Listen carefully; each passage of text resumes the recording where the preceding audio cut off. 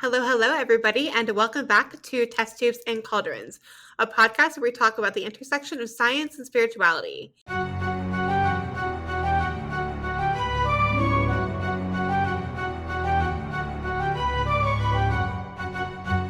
So, this week we have an exciting episode for you. We are going to be talking about chaos magic with a good friend of ours, Kapt, who's in a couple of other servers that we're all in. But before we get to Kapt and him introducing himself, we are going to do our What Happened on This Day. It is currently June 19th, and in the science realm, in 1963, Valentina, oh boy, I shouldn't have chosen this one because I can't pronounce the name, Valentina Tereshkova, a Soviet astronaut, returned to Earth after spending nearly 3 days as the first woman in space. She was launched into space on June 16th aboard the Vostok 6 and became the first woman to travel in space, her flight making 48 orbits around the Earth. I thought that was kind of interesting and cool today. But without further ado, Kapt, welcome. We're so excited to have you on the podcast. Do you want to take a second and introduce yourself? Tell us a little bit about what you do, your spiritual path and spiritual beliefs. All right, so thank you for having me here. My name is Kapt. I'm a professional yoga instructor. I also study Hellenistic astrology and do a reading commission like as a side project. From that, I also study planetary magic and chaos magic. Yeah, I blame Kapt for getting me into planetary magic. He's the one who opened that hole for me, and I dove real deep. Yeah, I just convert everyone around me. It's so funny. Let's just get into it. So the first thing that we have on here, kind of like with all of our episodes, we want to talk about what chaos magic is and whether it's possible. Is it a defined paradigm, or is it a practice that's a little bit too broad to peg by a singular definition? What does everybody think? So I'm going to preface this whole episode by saying that I'm not a chaote, so please don't hold me too accountable for anything I say wrong during this episode. But I think that chaos magic is quite misunderstood. It was originally developed by Austin Osman Spare and Ray Sherman, and it had quite a defined philosophy behind it, where there's a very strong focus on the power of belief. It's not just kind of anything goes. It's often very results focused, and it often, although not always, adopts a psychological model as part of rejection of absolute truth. Most chaotes I know tend to utilize the power of suggestion to a great degree, and they also tend to be quite eclectic practices. I know that Crowley wasn't a chaote, but I found a quote from him which I think speaks to the philosophy behind chaote magic. By doing certain things, certain results will follow. Students are most earnestly warned against attributing objective reality or philosophic validity to any of them. So I'm kind of curious about what you guys think about that, and whether the paradigm of chaos magic is any more defined, or if it's really more of a philosophy. I think for me, chaos magic is more of a approach to like understanding the mechanism of how magic works. There is like a clear cut thing for chaos magic, but it's not like you need to do like a certain way to like get into a spell work or something. There is a six of set principle that you kind of follow and like keep in mind as you approach magic in the chaos magic way, avoidance of dogmatism, like your experience being the first and foremost thing, and then gnosis trance state. It's more of a principle of approach more than a clear-cut tradition. Can you kind of go through all of like the chaos magic principles? Like you said, the first one was avoidance of dogmatism. What are some of the others? Okay, so sixth principle of chaos magic, avoidance of dogma or dogmatism. So first one. Second one is personal experience is paramount. The third one is technical excellence. You figure out like exactly what works and what does not work for you. The fourth one is deconditioning. You know how it's like the paradigm or like the psychological, this is where like the psychological model is kind of there, because like you have to decondition yourself to be able to like open up to the possibility of magic and whatnot. And then the fifth one is diverse approaches. So don't just stick to one approach. So like for me, I study a lot of various traditions just to help me, like yoga, planetary magic, astrology, all of that helps with me. The chaos magic, I like find kind of like not unique, but more like a personal, individual approach that and how I see the mechanism of how magic works, because like, I do see it from like a planetary. In the planetary magic, we have this like we call Cauldron order of the planetary manifestation from Saturn to the Moon and then to the Earth. and that is one of them. And then the sixth one, the last one, is gnosis. Gnosis is the outer state of consciousness, so it's like the trance state that we usually talk about in chaos magic. Yeah, thanks for sharing those. I am also not a chaote, so please don't take anything I say with like absolute validity here. But chaos magic to me seems to be based a lot on the understanding that order is a concept that is imposed on the universe, when in reality, chaos magicians kind of see the universe as like this vast, ever changing whole that transcends any kind of categorization or like actual order.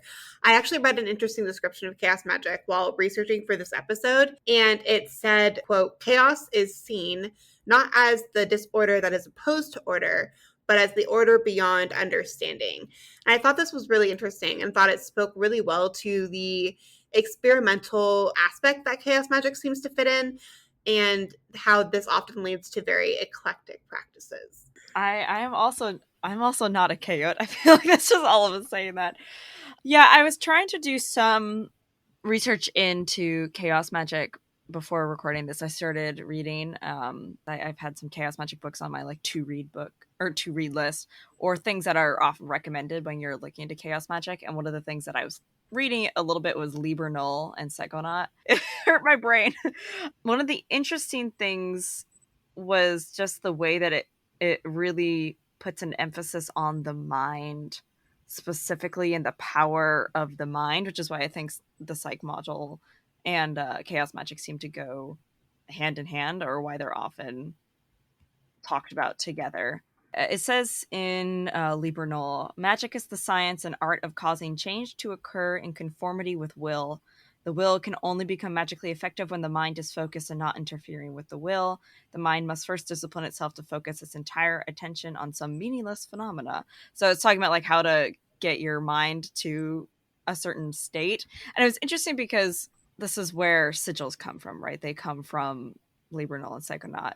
And this idea of forgetting and like not, it was like not lusting after results to the point of almost, yeah, it was like don't let the result like enter your mind, I guess. And that's what I took away from what he was saying, was like don't focus on the result while you're doing the magical working, which is interesting because that seems like diametrically opposed to a lot of folk magic, where you're supposed to be thinking about what you want the result to be while you're doing the magical working. So I thought that was kind of interesting that it seemed to be very much opposed or at opposite to certain other paradigms. So something I wanted to bring up, because a lot of the definitions we've discussed, there's a lot about rejection of absolute truth, rejection of an absolute reality.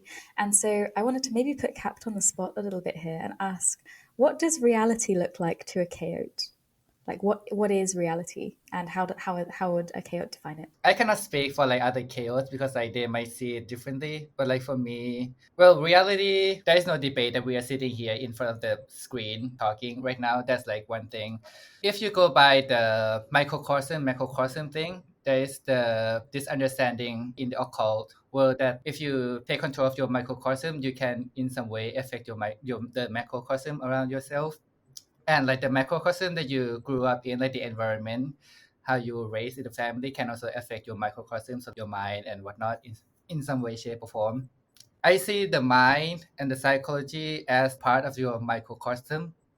So like if you can take control of that in a certain level, you can kind of shift and change how you perceive and how you will act onto the macrocosm. So that is the malleable part of the reality. Apparently, like you cannot like grow wings and whatnot. If you're a dancer, you have to have a dancer mindset, like that kind of thing, and like that thing can be trained through repetition and whatnot. If you look at like people who just like started out dancing, they might not have that dancer mindset, so like they might not be able to like step on stage and dance at their full capacity, because even though it's just like the mental game is a very important part of the human activity. If you take control of your microcosm, which is like your mind, your psychology, you can in a way open up yourself to the macrocosm in some way. It's interesting to hear you talk about the macrocosm and microcosm in more of like a physical way, because like the way I envision, and this might actually influence how I think about this, I'll have to think about it more, is like the microcosm is physical reality. So it's everything, including yourself and also the world around us, this kind of closed system. Whereas the macrocosm are things on more of like a spiritual level, a plane that we don't fully understand yet. But it's interesting to hear it talked about as in like where you are the microcosm and then the world around you is the macrocosm. That's very interesting. We're gonna briefly go over the history and influences on chaos magic.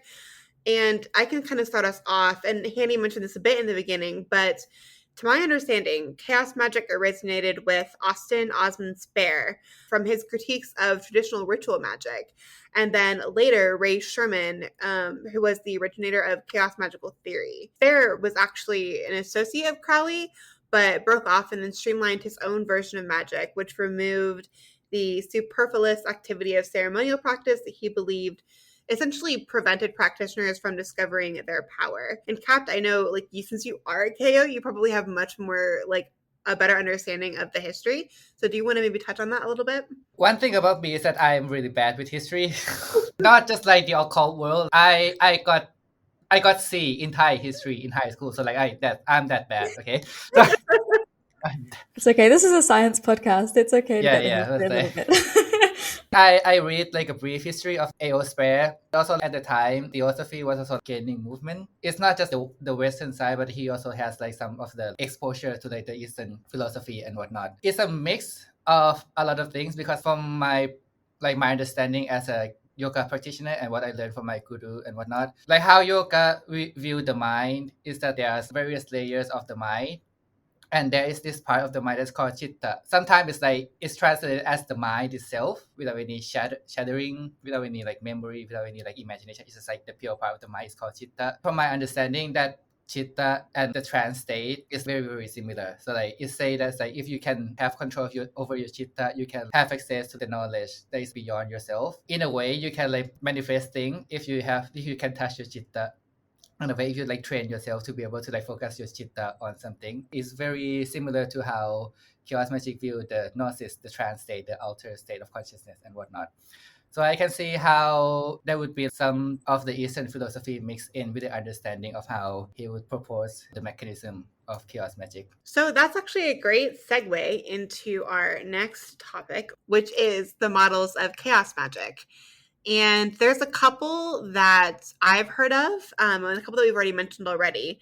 But does each person kind of want to take a model and we can talk about it? So the psychological model is an idea that we touched upon the psych model like briefly in our shadow work episode, I believe. And I feel like we've probably danced around it before. But my understanding of it is that it very much follows Jung and Jungian archetypes. Those are like the core of psych model, and it's this idea of like it's often like defined as magic is happening in your mind, but it's not always so like it's not happening on like a grand on a larger scale, but it's basically like the mind is the most powerful object. And like when I followed the psych model at the very beginning of my practice, I, instead of believing in deities in like a very literal hard polytheist sense, psych model is more soft polytheist to the point where I was like, oh, I'm calling upon this idea of Thor inside myself and what Thor represents in mythology, which is like strength. And there's oftentimes more encouragement of, swapping out deities or syncretism in that sense. That's my understanding of psych model. We're very Jungian, archetypal. The mind is the most powerful force. I don't know if anyone has any other understandings of psych. Yeah, so like as I said before, I view psychology, like the psychological part of the mind and like the mind itself as a part of the microcosm. So in a way, like it's like one of the tool. This is like it says, this is very chaotic thing to say for me, but like the mind is the tool that you can take control, and if you have control over the part of the mind, the psychological landscape is one thing, and also like the how you can enter like the outer state of consciousness, like the trance state, the gnosis, the chitta that I was talking about. I don't think everything happens in the mind, but I do see that the mind is one of the powerful tools that if you learn to use, you can use it to affect both the internal world for yourself and the external world. And yeah, I was Also on the psychological model trained for a while when I started out with chaos magic, because that's one of the first things, because they talked about the mind a lot. Phil mentioned one of the first and foremost thing that you kind of like got introduced to with chaos magic. And one of the things is that I went into this pitfall of I feel like everything was in my head, but at the same time I can see that that's not true. Like, with astrology, if like the psychological model is like the truest model, if that's the thing, the other magical system wouldn't work the way they do. I have this intrinsic belief that the psychological model is not the highest model, but also I feel like everything has its place, and I want to know where they kind of like fit in together with all the other model, like learning other tradition. I went like the Solomonic route for a little bit just to see, and then planetary magic is always my thing, and then like astrology just to learn where it fits. So that I came to conclusion that the mind is one part of the microcosm that is like very powerful if you learn how to use it properly, but it's not everything. So one of the other models is the energetic model. And the energetic model works on the assumption that everything is energy. And thus, since magicians can manipulate energy, they can manipulate reality. Now, we touched on this in one of our Toil and Trouble episodes, but the issue that I have with this model is that the definition of energy is really loose. So, what exactly are we referring to here? Because physical energy is defined as the capacity to do work, and that's not something that's tangible. It's more of a descriptor, which means that the energy referred to here is more of a spiritual origin. And in that case, are we saying that this energy exists in the physical realm, or are we saying that it has influence maybe elsewhere in a different realm? I like the energetic model being a scientist, but I personally would need to think about it a little more and like dive a little deeper to try and see if I could get it to work. And like Kapt said, kind of with the psychological model, I don't think like any of these models themselves are the only answer. It's probably something in the middle, but that's at least the energetic side of it. Yeah, the last one, I guess, would be kind of the physical model, and that's probably the easiest to explain, right? It's where you believe that, say, spirits or entities have a literal physical form, and there is a literal physical effect on our reality. And I guess you could argue that that's the easiest to disprove.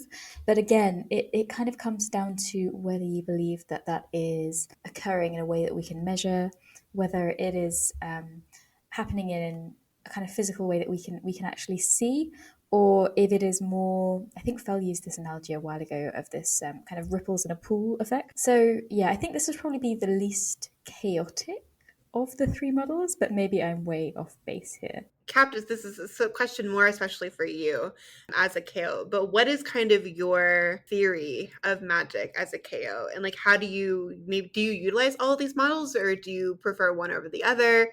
Do all three have a place? Yeah, for me, it's like everything has its own place within my practice. It depends on what I want to do and what I'm like aiming for, kind of thing. If I am trying to work on some unconscious habits that I have, I'm gonna use like the psych model a lot more, but it also like kind of like affect my internal world.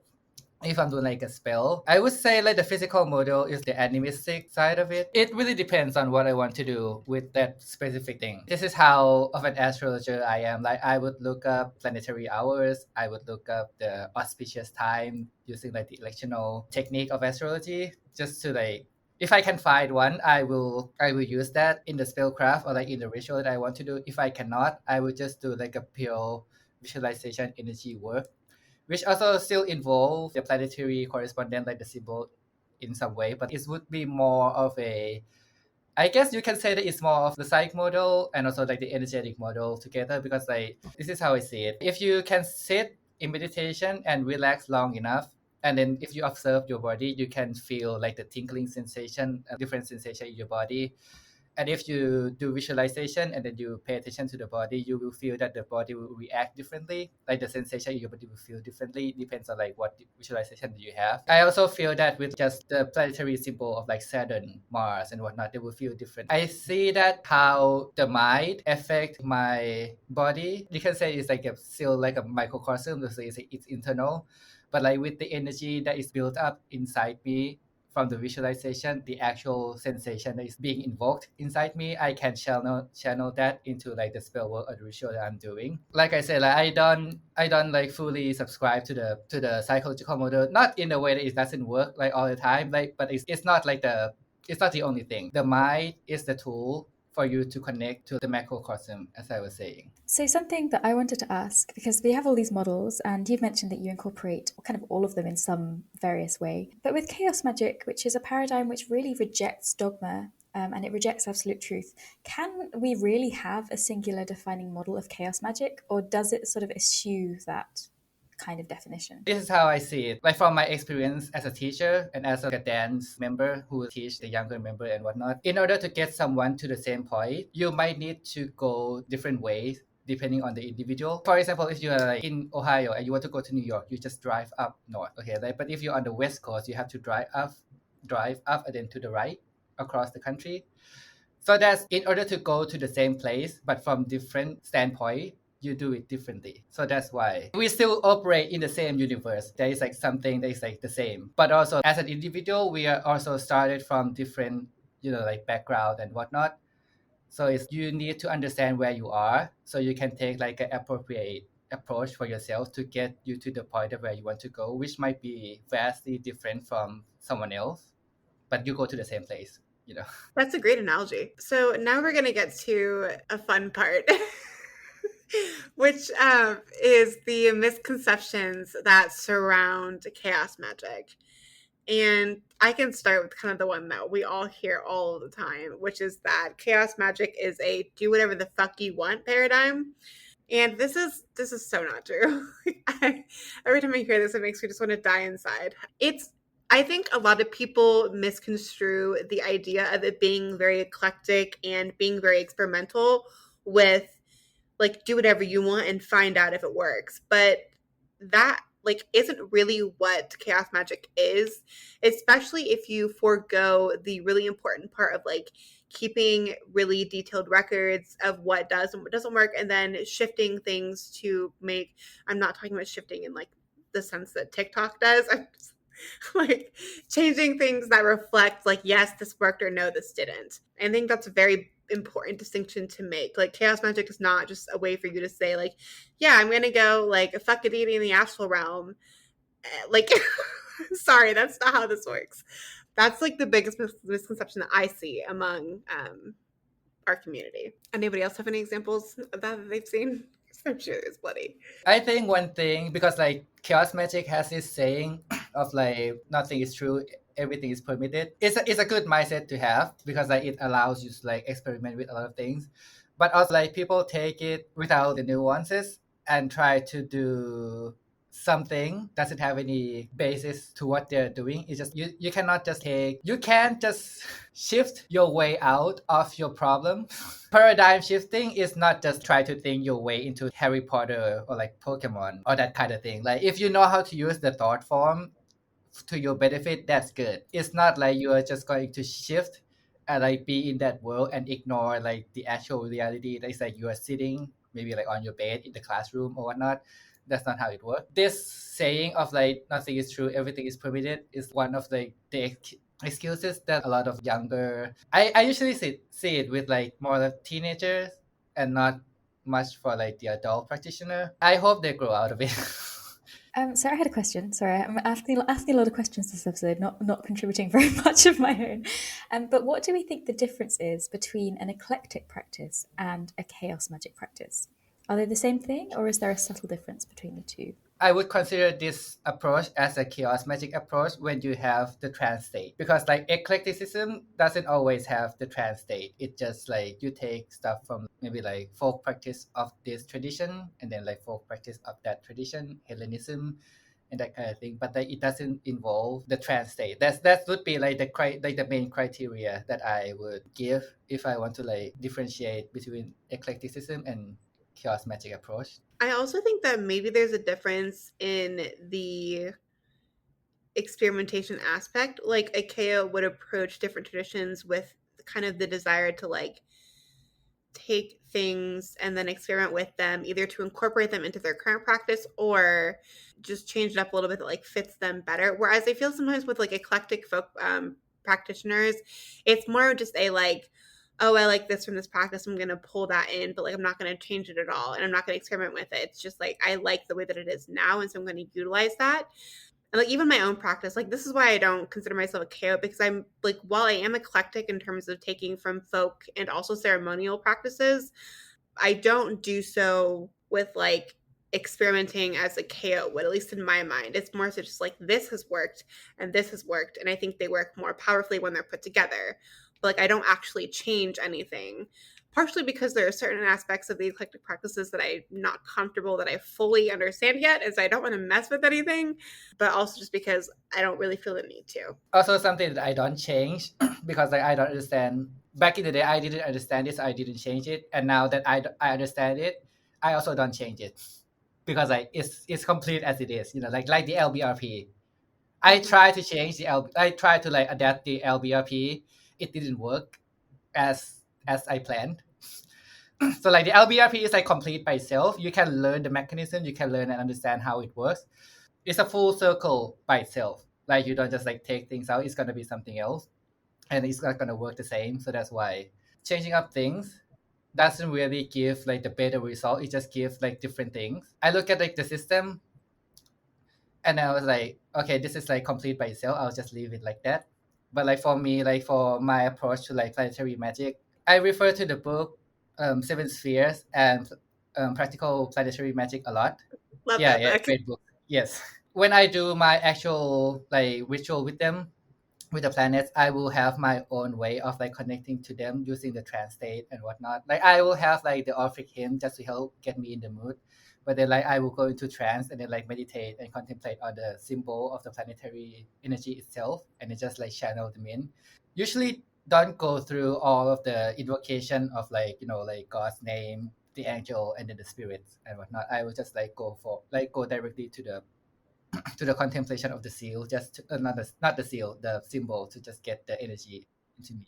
Yeah, like that. That would be something that I make for myself from my own understanding of how like the mind and like how the symbol can affect like the energy using the mind to concentrate on it.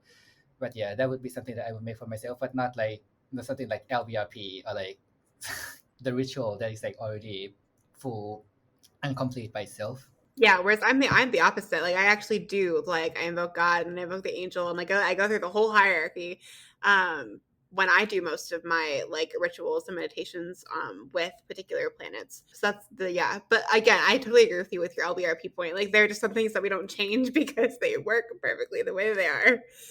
Yeah. So we want to touch upon the next misconception. Cap, this was one that you mentioned. Do you want to maybe expand on that? The avoidance of dogmatism? Oh yeah, so this one in particular, I think it's kind of like the misconception of chaos magic. It doesn't act separately. There is like a couple of misconceptions, but they don't act separately. They kind of act together in a way that is like it's kind of encouraged. This we have been seeing in the community as of late. Um, avoidance of dogmatism is the first principle of chaos magic, and in the way how I interpret it, interpret this principle is that like you can get involved with like the dogma or like the tradition or like the set of like limitation that is like from like various practice, but you don't identify yourself with it in a way. Like you can use it as like in your practice as a tool, but you don't identify yourself with it. Like I don't identify myself as like a Thai folk practitioner or something. I might use like some of the element of Thai folk practice, like just to use it in my craft, but like I don't identify with it. I don't attach myself with it. But avoidance of dogmatism has been used in a way as an excuse to run away from any organized system or any organized religion. From one point, I understand because like a lot of people in this modern day have like a very bad experience with their upbringing in terms of like religion. Magic is not fantasy. It has an existential element to it, and that you cannot deny those things. and within the tradition that is already been like set, the mysticism side of any religion, it has like a set like limitation and rules because that's how it's made. The rule is not for limitation, it's kind of like a guideline of how you would approach things. To understand that, it will help you to understand how like mysticism and magic and the occult work. Studying dogma and studying like a set of like defined tradition will help you understand a lot more about magic, but like you don't need to identify with it. Avoiding identify and attach yourself with one specific tradition, but still approach it to learn from it. Yeah, it's like don't just run off and like shift into Harry Potter world or something. What you said actually reminds me of people who misinterpret true will in Thelema, who tend to think that true will is just like doing whatever you want and that's it. It's just kind of like a very shallow, surface level interpretation of those practices. I think I kind of understand because we've I mean we are all adults now, but like we also have been like a child, a kid before. Like when you're in your house like with your parents, there will be like a lot of times there will be the time like you cannot decide for yourself. There is a lot of time that you feel like the rule is being placed upon you kind of like limits you in a way. So I can feel the frustration of like having a set of rule be set on yourself. Rules has not been used in a healthy way in the society to like most of the time. Like it's there for a reason. It's there as a guideline to kind of like guide you through like how you would act on a daily basis or whatever. So I can see the frustration of like why someone would like turn away from rules and whatnot. But yeah, if you want to get into like magic, you can do a lot with it, but it also still has like the existential nature that you need to learn.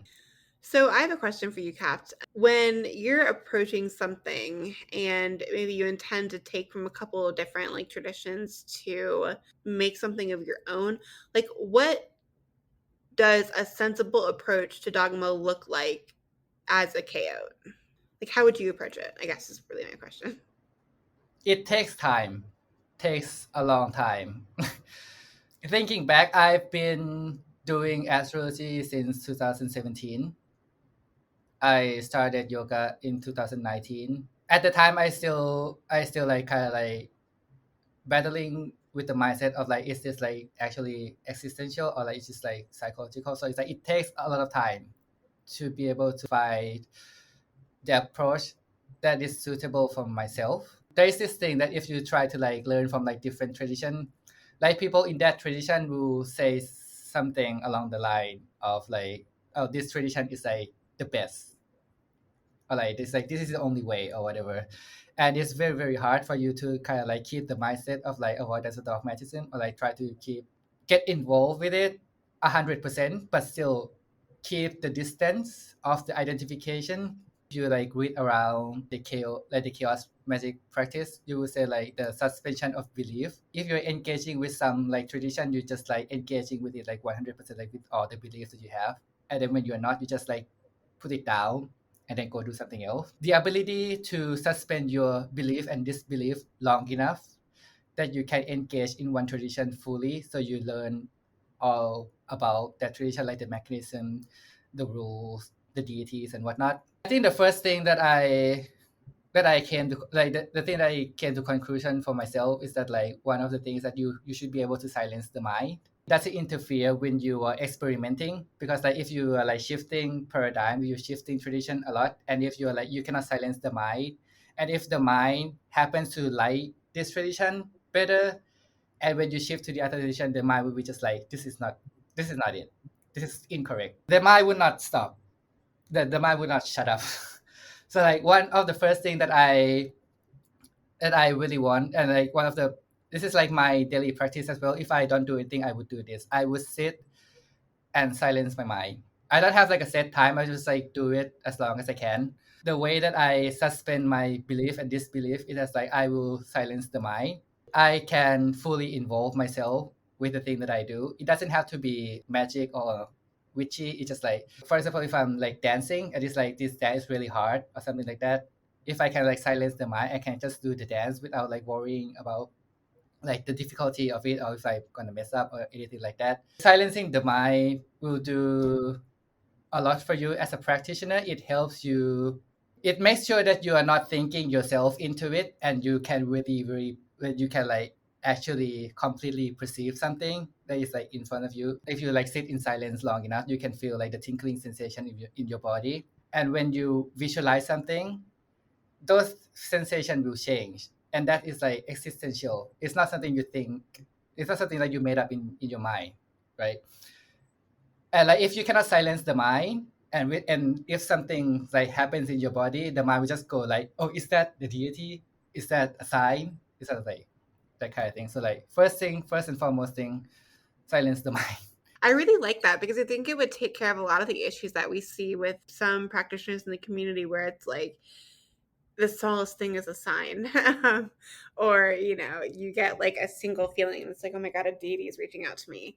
Where in that particular case, it's more of just like allowing, like acknowledging that something is happening in the moment and then like later reflecting on your experience. And then maybe then when you're outside of the moment saying, based on what happened that I experienced just within that trance state, here's what I think might have happened. I think it almost gives you like an objective way to view your experience, which is really very beneficial and something that I wish more practitioners would do when they view things that they consider to be like very spiritual, because I think it prevents you from being too far up on cloud nine and thinking you're super important or, like really unique for anything. I think the discernment part kind of leads into our next misconception, if we want to move into that. Because that was something that I was thinking about a lot as you were talking. The idea of we see this kind of uptick in ideas, or not uptick, but more people talking more loudly about these kinds of things like shifting, weird time travel, or just LARP and just strange astral realm stuff.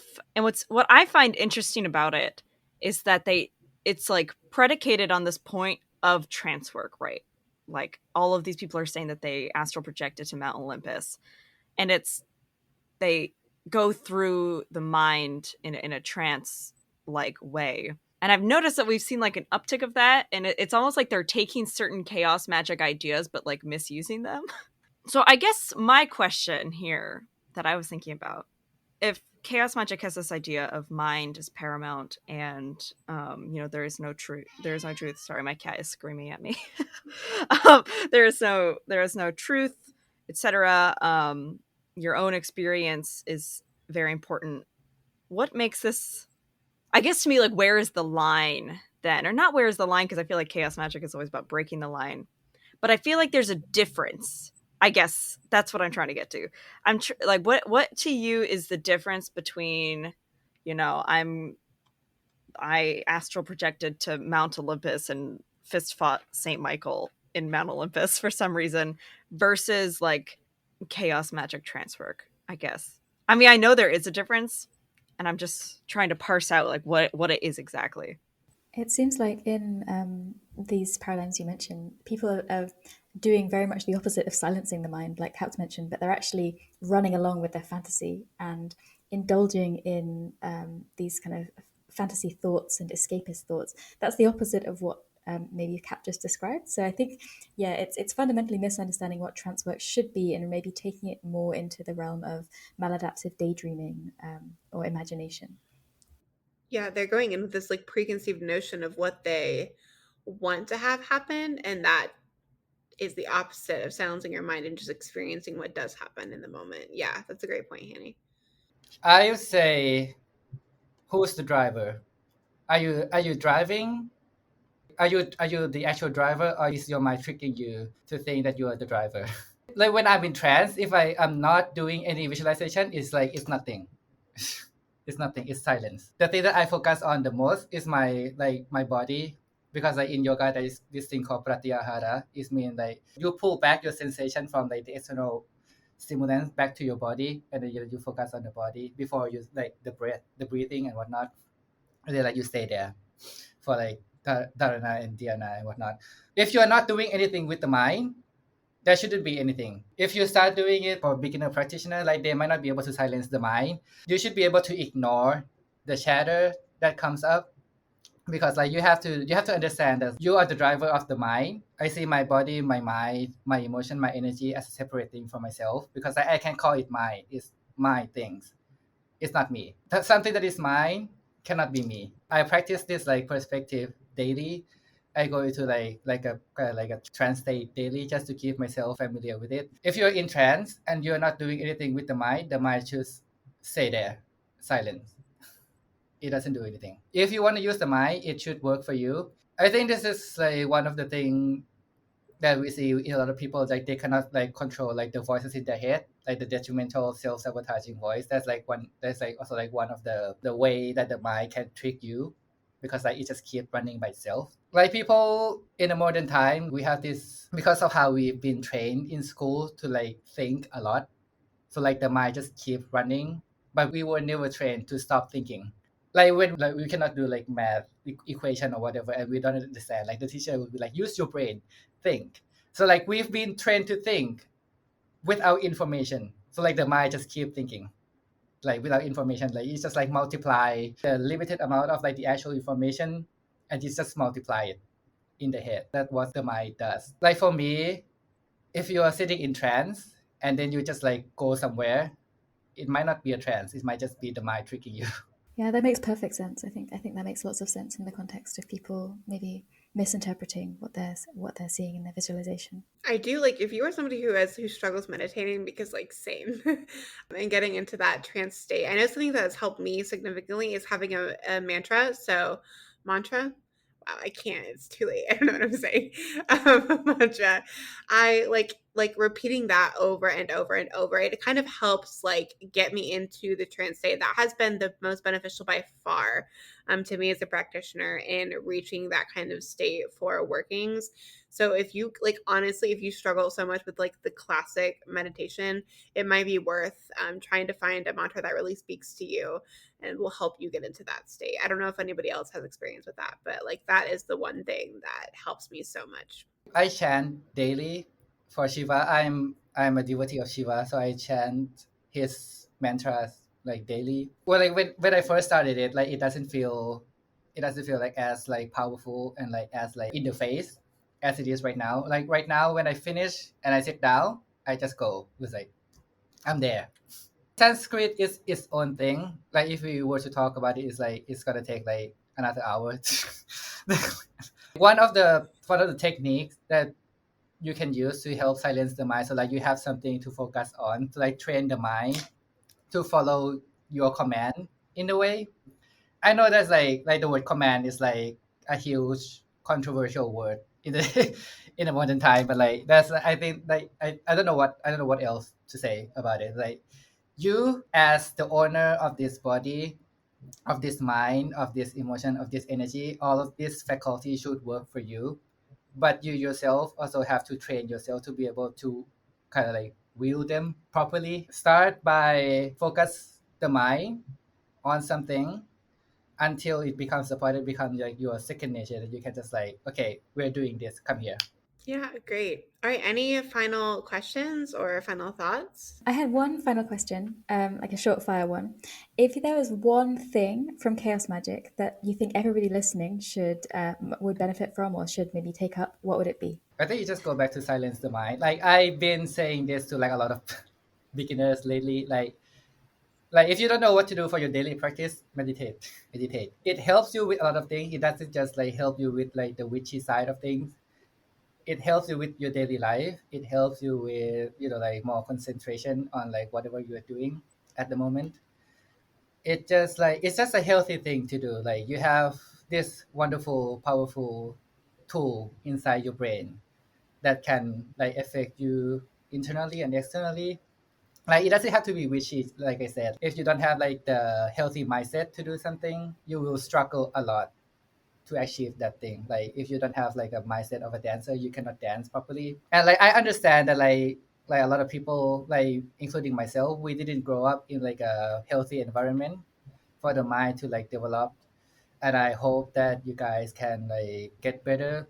If you can get help, please get some help, therapy and whatnot. I really want everyone to be able to, especially for chaos magician, because like we use the mind a lot. you should be able to like drive it properly and don't let it trick you that you are driving it, but you just like lost in the fantasy and not being able to control yourself. All right, I think we're going to wrap it up here. Kapt, thank you so much for coming on. We really appreciate it. It's been really great to hear from a practicing chaos since none of us really fit that practice ourselves. So thank you so much for that. Yeah, if you haven't already, please check us out on YouTube. We have our first, I think, 10 episodes uploaded there. So feel free to subscribe and we'll get more episodes up kind of as we go along. You can also find us on Instagram. We post 3 times, is it 3 times a week? I think it's 3 times a week. We post 3 times a week on there. Content usually offering hints as to what our next episode will be about, which is always fun. If you ever want to try and guess what the next episode is going to be about, feel free to comment on one of our posts and we will maybe tell you whether you're right or wrong. As always, if you have questions, feel free to let us know, either in any of the Discord servers that we're in or through Instagram as well. And we will see you next week. Thanks for listening, everybody. Have a great day.